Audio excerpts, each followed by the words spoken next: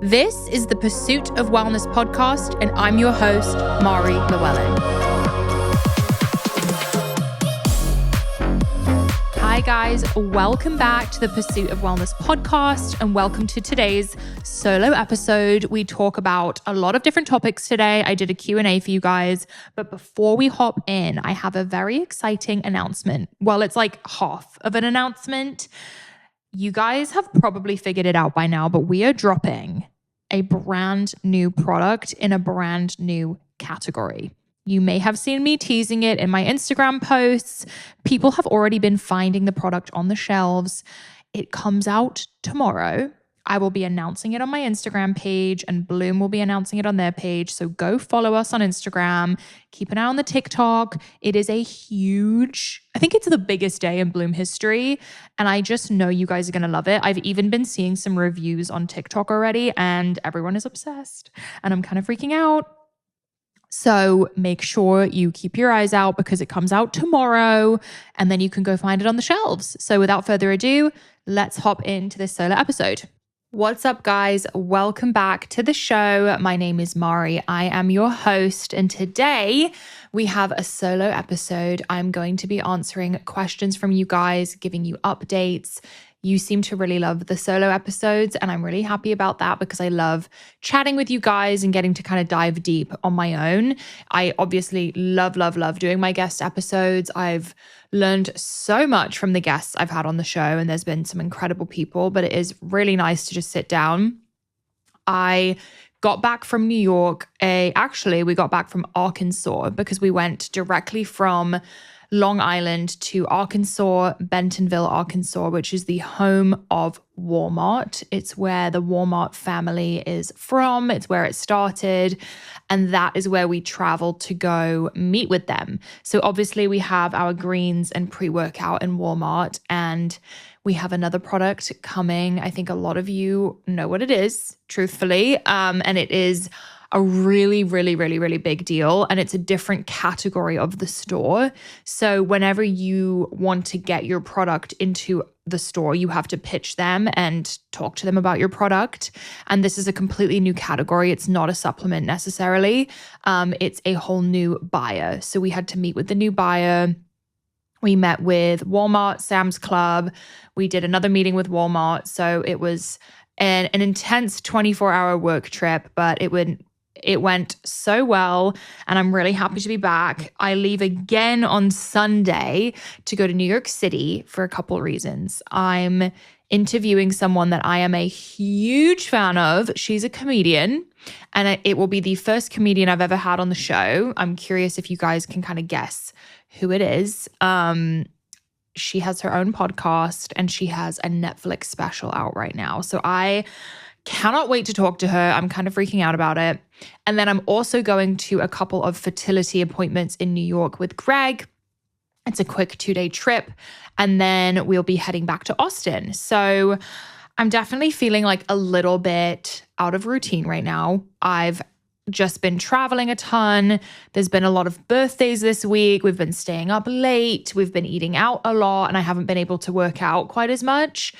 Definitely gotten enough steps, but I'm missing weightlifting so much. I did Pilates this morning, and it was like one of the hardest classes I've ever done. And they also told me I'm about to hit my 25th class, which is so fun.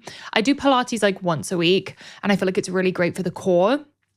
But I am desperate to lift weights again. So I plan on doing that probably the morning before my flight. I just get this like feeling of like pent up energy almost when I don't weightlift, and it's just such a pillar of my routine. So yeah, I plan on getting back into that. It's tough, guys, balancing, socializing, work, travel, fitness, doing it all at once. It's a lot to manage. And yeah, I know you guys ask me a lot about time management and how I stay healthy on the road and things like that. It is an effort for sure. I think what I do when I feel like a little out of control of my routine is just focus on the simplest things like walking, eating as many whole foods as I can. So in Long Island, we tried to cook as much as possible. Just focusing on what you can control rather than freaking out about the things you can't, I think is key. So that's an update there. I am officially on phase 3 of my H Pylori gut protocol. I've seen a lot of progress on my skin. So the left side of my face, I feel like is almost completely flat. Like I can just tell by touching it. It used to be like under the skin bumps and painful. And now I'm just healing, the leftover hyperpigmentation from previous acne. The right side, I have a little breakout right here. My esthetician was like, kind of warned me that would happen because she could feel it under the skin. And I have a little breakout on my chin. But I think these are kind of like the last of what's going on, which is pretty insane.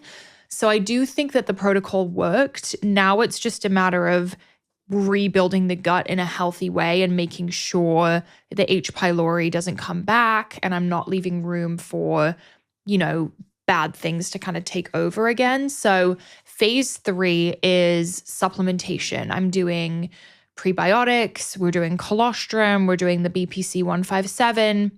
Obviously, you guys know at Bloom, we have our own colostrum, which is what I'm using. It's like a really high quality colostrum sourced from the best possible ingredients. So that's been a huge part of the protocol.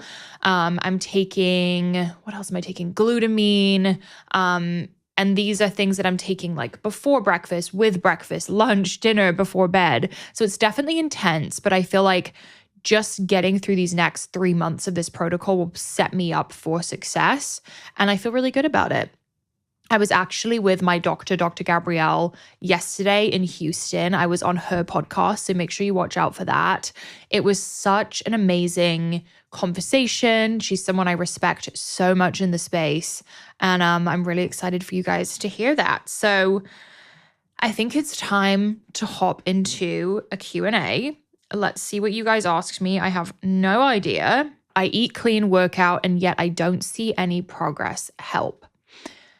So I would ask, how long and how consistent have you been with that routine? I think a lot of people kind of have this perception that like you can do something for a week and you're going to see progress. But the thing with, weight loss or muscle gain or health and wellness is it really is about how many times are you showing up out of 10? Like what percentage of the time are you consistent? Because that is everything. If you're consistent like some of the time and sometimes not, I really think that that's not going to set you up for success. I would also say like, take a look at what you're doing and is it sustainable? And is there anything you could try to do differently?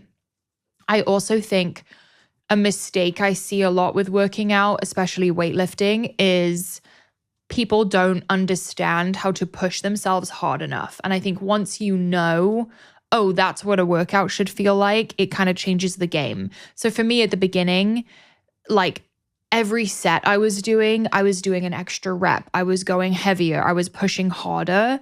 And it's not necessarily that I was like, an athlete at the gym. It's just I was pushing my limits every single time I went back. And not every single workout was perfect, right? But I was there, I was showing up and pushing myself with the weights. It shouldn't be easy. You should be failing on your last rep. So let's say you have 15 reps, that 15th rep should be almost impossible. That's what failure should feel like. So, really push the limits and you can do hard things and keep pushing.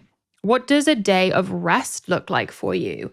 A day of rest for me probably looks like a morning where I'm walking a lot. Maybe I'm a little bit slower in my routine. I'm hanging out with the dogs, make myself breakfast. Maybe I'm doing some red light. Maybe I'm going outside. It kind of depends. Also, maybe horseback riding, something. I have to be active regardless of if it's a rest day or not, but I'm not going to lift weights necessarily.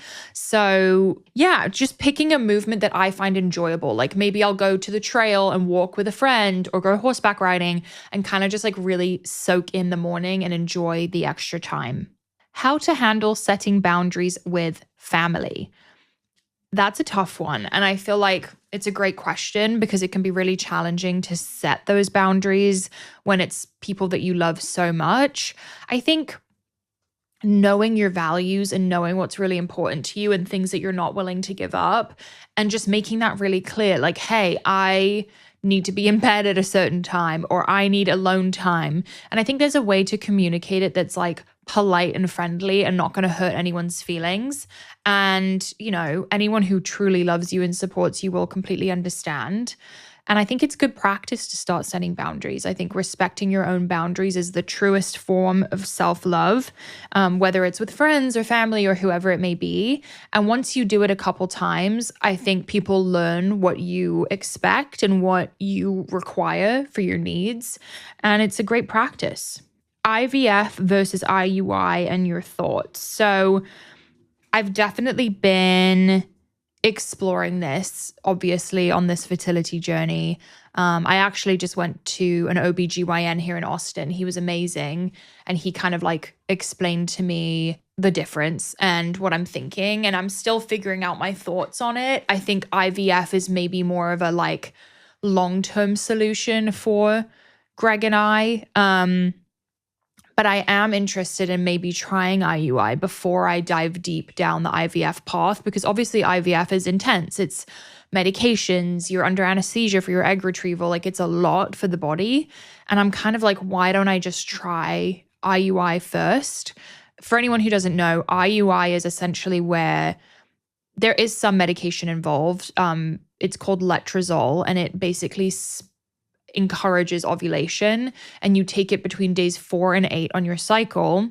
Then you'll go into the OBGYN, they'll check. If they see a mature egg, they will inject you with the trigger shot. They'll take a sample from your partner, and they will basically insert with a tiny tube the sperm exactly where it's supposed to go. And it basically increases the chances that you'll get pregnant because you're timing it perfectly.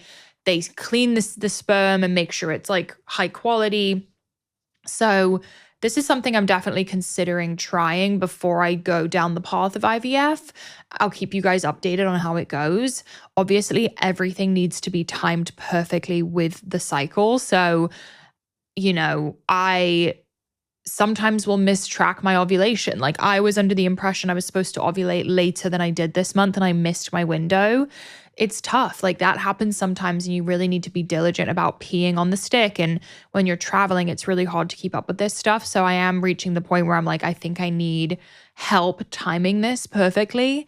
So yeah, that's where I'm at with it. And timing it with your cycle's tough because, you know, I have a crazy travel schedule and I'm trying to make it work, but this is my priority right now, and I'll do whatever it takes to make this happen. So that's my update.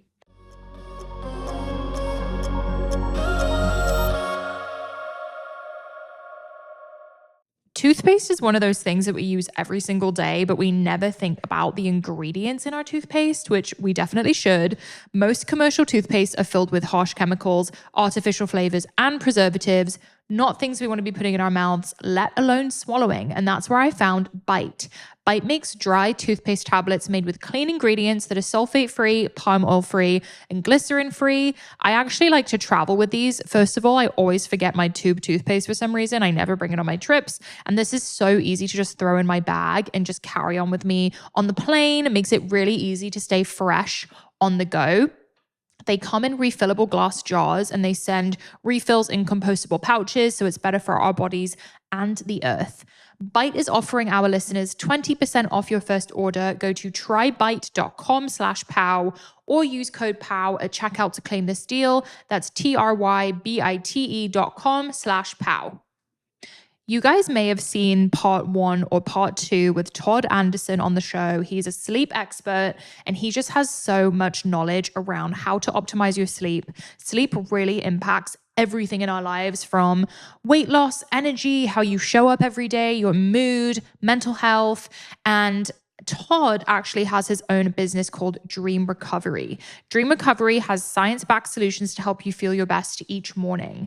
The new Dream Tape Plus combines the benefits of mouth tape with a skincare routine. It has clinically backed anti-aging ingredients and is infused into the tape with things like collagen, biotin, vitamin D, and vitamin B. I feel like a big fear that a lot of women have is that they're putting this kind of adhesive tape on their mouth and then it's damaging their skin or putting harmful ingredients. So I think this is such a great product. We love Dream Recovery in my house. Greg is using the mouth tape all night long. Sleep really is the foundation of health, and there is nothing better than waking up and feeling refreshed and ready to attack the day. Use code POW for 20% off your order at dreamrecovery.io. That's dreamrecovery.io. Use code POW.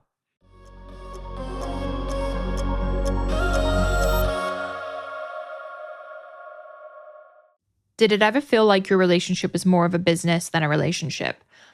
I would be lying if I said it wasn't tough. Like during the key building years of Bloom, it definitely felt like we were talking more about work than we were about anything else. Looking back, so grateful that we went through that time, and it was so necessary to be where we are now. But I did struggle with that. I felt like the romance and the personal parts of the relationship were kind of the lowest priority during a time. And I would say Greg would agree, but we're at the point now where I feel like we have that balance, and it feels so good to be able to view him as my husband rather than my co-founder. I would say like for a couple of years, the line was a little bit blurred. But you know, I think the one biggest piece of advice I heard that really stuck with me, I forget who told me this. Maybe it was Carrie Sisson, but that relationships ebb and flow. And there's seasons for different things. Like sometimes you guys are super on the same page and things are great. And then you'll have a season where maybe things are a little bit off and the communication isn't great. And then you always just try to find your way back. So learning not to freak out during those different ebbs and flows and kind of trust that it will come back to what you know it can be. I would say we're in a really good spot right now, Greg and I. But I like to be transparent about the fact that there's been some tough seasons, but we've pushed through and come out stronger every single time. I think I hear advice a lot from like relationship podcasts or clips I see on the internet of like, if he's not doing this, then he's not the one, and like give up. And it's like a lot of encouragement of like leaving people who are not perfect. And I don't agree with that. I feel like pushing through hard times together and having patience is what creates a strong relationship. How has trying to conceive affected your mental health? It's been a roller coaster for me. I feel like when I first decided I wanted to try to have a baby, Greg and I both decided, I was like really excited and it was a new chapter, and I was maybe a little bit naive because you kind of think, oh, this will happen for me right away, especially when you're a healthy person. You're like, yeah, easy, I'll have a baby. Like I'm deciding I want to have a baby. And then you kind of have this moment where you're like, it's like month 3 or 4 and it still hasn't happened. This is weird. And for me, I think my darkest moment was beginning of this year, just feeling like, wow, is this ever going to happen for me? How come it's happening for all these other people? You start noticing like pregnancy announcements and other pregnant people and being like, oh my gosh, like what's wrong with me? And I kind of had to go on a journey of like letting go control a little bit and, you know, stop the negative self-talk around it, especially when I was dealing with like acne and fertility at the same time. I was just so hard on myself constantly, feeling like I was doing something wrong or something was wrong with my body. But at the end of the day, I forget the stat, but it's like 80% of infertility is unexplained. Like you could have the perfect uterus, the perfect ovaries, the sperm count could be great, and still you could be struggling. It is like a very isolating feeling, I think, especially for women, because we tend to blame ourselves. And I think we forget that like so many other people are going through it. So yeah, it's not easy. I'm in a much better place with it now. And kind of like knowing it's going to happen for me and just kind of letting go of the timing a little bit has been helpful. But like I have moments, you know, when I went to the OBGYN and I'm surrounded by pregnant people and babies, that's hard. Like I was there for a while because he was delivering a baby that day. And I'm sitting there and I'm like, how are all these people pregnant and I'm not, you know? So yeah, like it's been tough, but I know it will be so worth it on the other side. But I'm so happy that I have a platform to speak about my situation, because I do feel like I'm an example and I'm maybe hopefully making other people feel less alone in the process, because I know how isolating it can be. And yeah. And also when you see pregnant people, like you never really know what they had to go through to get that baby, you know? And now that I have friends who have babies and I'm hearing their story, you never know. Like, yes, it happens for some people like in the first month of trying, but for a lot of people, it's really hard. So just keep that in mind. Who were influencers you looked up to on your weight loss journey? Oh my gosh.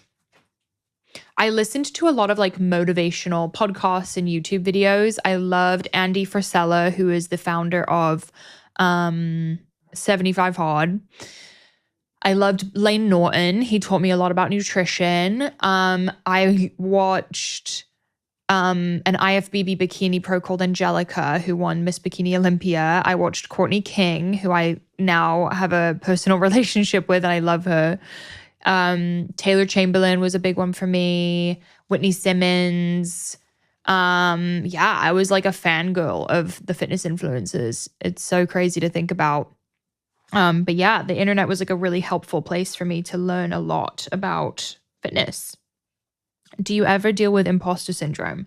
All the time. I was actually talking about this with Dr. Gabrielle yesterday because she just went on the Andrew Huberman podcast and we were talking about, anxiety and nerves and feeling like, oh, am I, qualified to do this? And my biggest piece of advice, because I feel like I've gotten a lot better about it, is every time you go somewhere where you feel like you don't belong, or why am I doing this, or am I even qualified for this? I always say, if not you, then who? And I think you almost need to have a bird's eye view on yourself. And let me explain. I feel like I get stuck in my own perception of myself, which is a skewed view of who I actually am. And who knows why? Like, I think the way I was raised or whatever, I lean on the more, or I used to lean on the more insecure side and always doubting myself. And now when I walk in a room, I remind myself of all the things I've done and who I am.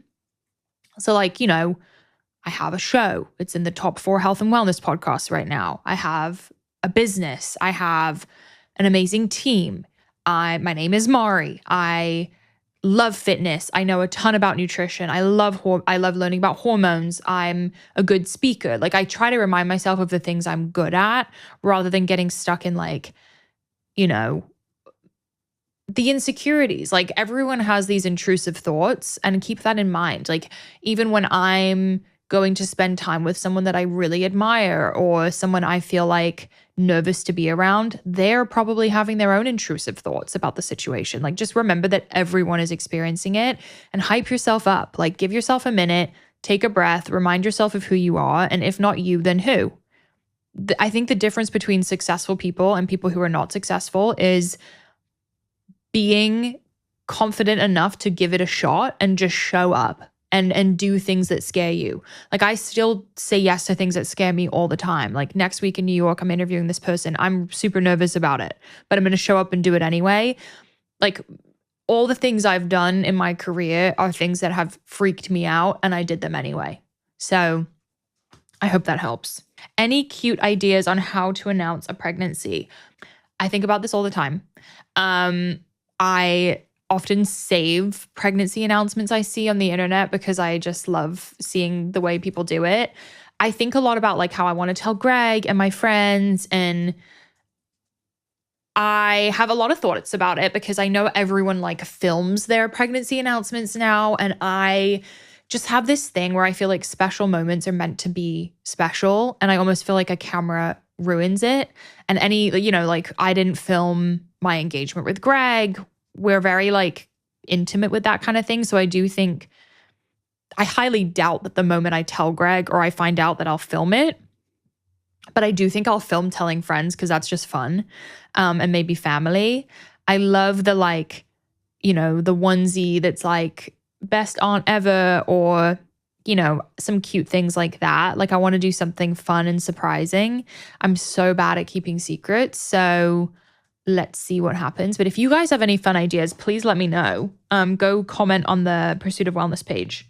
What kind of wood cutting boards do you avoid to use plastic?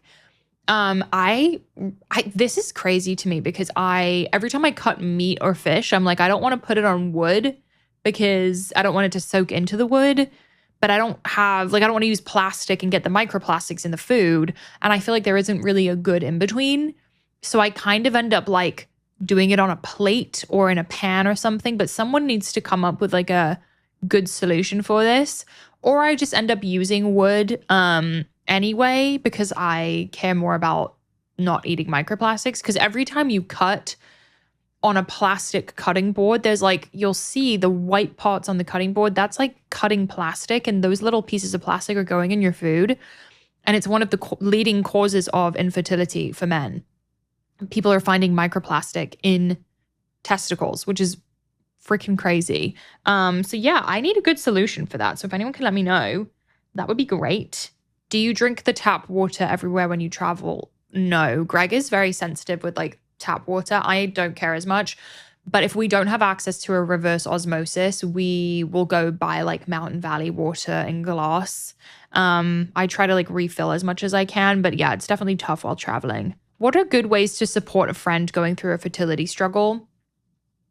It's a good question. I think like listening and, you know, just having empathy without trying to give too much advice. I think that's what's tough. It's like anyone going through a fertility journey probably has done an exuberant amount of research and they know everything there is to know about it. So giving advice is a little bit like annoying because I feel like when you're going through a fertility issue, if people know, everyone just wants to give you advice and it can get confusing and upsetting.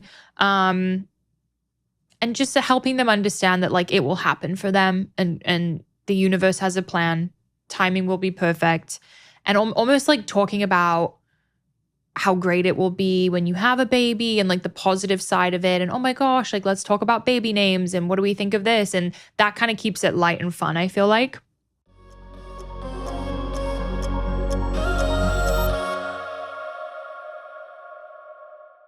I feel like the older we get, the more we're all thinking about how we want to be intentional with the way we live and we eat. And I think one of the number one questions I get is, what are some healthy snacks to go for that have high protein?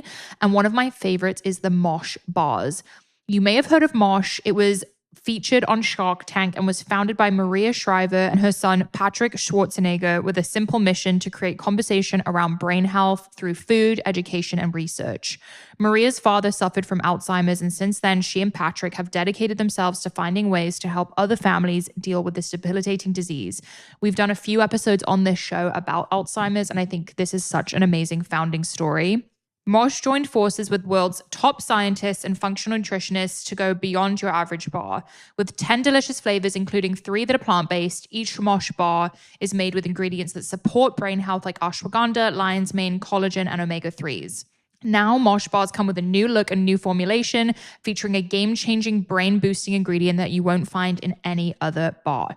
I feel like brain health is always at the forefront of my mind. Having gone through my own journey with mental health, I really, really support this type of mission behind this brand. If you want to find ways to give back to others and fuel your body and your brain, Mosh bars are the perfect choice for you. Head to moshlife.com/pow to save 20% off plus free shipping on either the bestsellers trial pack or the new plant-based trial pack. That's 20% off plus free shipping of either the bestsellers or the plant-based trial pack at moshlife.com/pow. Thank you, Mosh, for sponsoring this episode.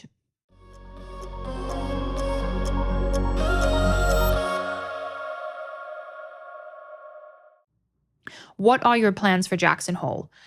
We don't have many. Like, we really plan on going and like disconnecting.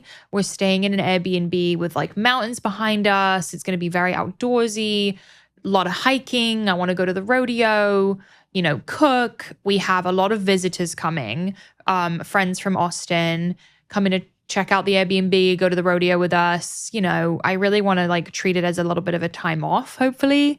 See how I can get away with that. But the podcast will still be running, guys. Every Monday you will have an episode, I promise. How did you start your podcast and how do you get sponsors? So, great question. I had experience guesting on some other shows and I really, really enjoyed it. And I kind of always knew in my soul that podcasting was meant for me. And I originally launched with a network, definitely learned a lot. And when you join a network, they basically need you to get a certain amount of downloads before they can monetize and bring it out to brands. And then once you have a certain amount of download numbers, brands will show interest in buying ad spots from you. I can do a whole different episode about this, but you know, I'm kind of coming from a unique perspective because I have my own brands. I don't just work with any brand. Like, I'm very particular with who I work with. I want to love and use the product because I'm a business owner and I just understand it from a different perspective, and Bloom and, my brand are my priority. So yeah, I come at it from a different angle, and podcasting is tough. It's a lot of work. It takes a lot of consistency. And I love it so, so much, but it's definitely a whole new challenge for me. And yeah, it has grown a lot more than I anticipated. I'm now independent. I don't belong to a network anymore. I have my own team and we are just grinding, and I love it so, so much. And I can't wait to see where it takes me. Tips for eating on the road. I feel like we sometimes bring Tupperware, and we definitely bring like snacks. Like, I always bring my protein bars, meat sticks, chomps. I have a code for both of those I can put in the description box. And we try to stay in Airbnbs so we can cook, and we'll go grocery shopping and set ourselves up. I just am not someone who can eat out every meal. I don't ever really trust what restaurants are putting in the food. I don't always feel great afterwards. I feel my best if I can cook at least like 1 or 2 meals a day and then maybe go out for dinner. And when I'm out for dinner, I'll order like a main protein. Like, if I'm somewhere near the ocean, I'll order fish or I'll order steak. And then maybe like a side of potatoes and a salad. And I kind of share things with Greg and really just focus on that high protein, whole food type diet. Do you like your book, A Court of Thorns and Roses? Guys, I'm obsessed. My friend Kirby recommended me this book series, and I am already almost done with the first one. I started it while I was away and I was reading it on the plane. I'm obsessed. I didn't realize it was like a smut book. I don't even know what does smut even mean? Let's see. Basically, it's like a sexy book. There's like sex scenes in it, which I didn't realize. But I really love like fantasy books. It's there's fairies in it, and there's like another world, and it kind of reminds me of Harry Potter a little bit. What is smut? A story, usually book or fan fiction, that includes a sexual scene. Okay, got it. Noted. Okay, well, it's kind of smutty, but I'm almost done with it, and I do plan on reading the next one. I'm so excited. Apparently, the second one is the best one. What's the new Bloom drink you and Fee were holding? Spill it, girl. Guys, you're gonna die when you find out. And I'm so bad at keeping secrets. Like, obviously, I keep leaking the product everywhere I go, but it is like the biggest thing we've ever done in Bloom history.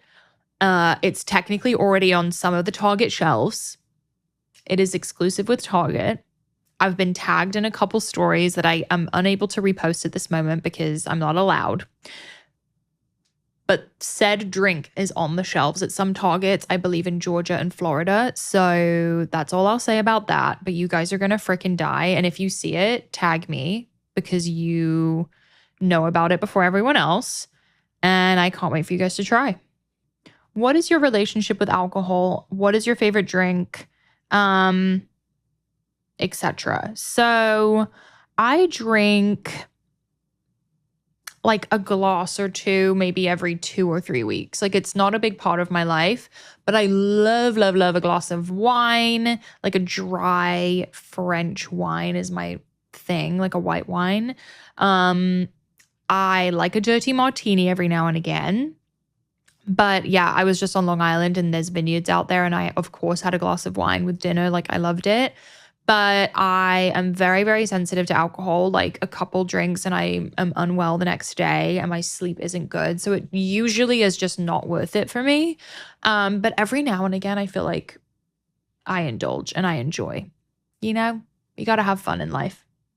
I've heard you can't horseback ride when you're pregnant. How will you handle that?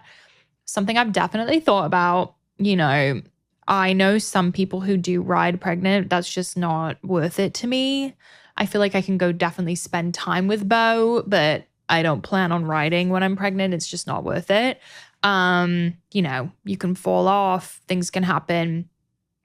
I don't quite know yet. You know, I've considered the fact that Greg's mum is in horseback riding now, and maybe I should send him to Long Island so she can ride him. Like I really would love for someone that I know to ride him while I'm not able to. And he's such a great horse. Like I think he would be so great for someone learning to ride. But let's see. I don't quite know my plan, but that's definitely going to be sad for me. I'm going horseback riding tomorrow. I haven't been in a while because I've been traveling so much. That's something that's tough with the horseback riding. It's such a time commitment. And I really need like hours to go. And it's also so hot here in Austin. I have to go early in the morning. So it's been tough for me to fit the riding in lately, but I can't wait to go back. Someone thought Greg is from the UK. No, Greg is Italian American from Long Island. Do you speak any other languages, German, French, or Italian? Oui, je parle un petit peu de français parce que j'habite en Geneva when I was a baby. So basically, I speak some French. I grew up, so I lived in Switzerland, in Geneva from age 1 to 3, and I went to a French nursery school. And then in England, you grow up in French class. Both my parents speak French. My mum works at a French American school. My dad speaks French. It's just like a big part of my household. So I can definitely get by. I'm not fluent. I wish I was. I think if I had gone and lived there, like on study abroad, I probably would be.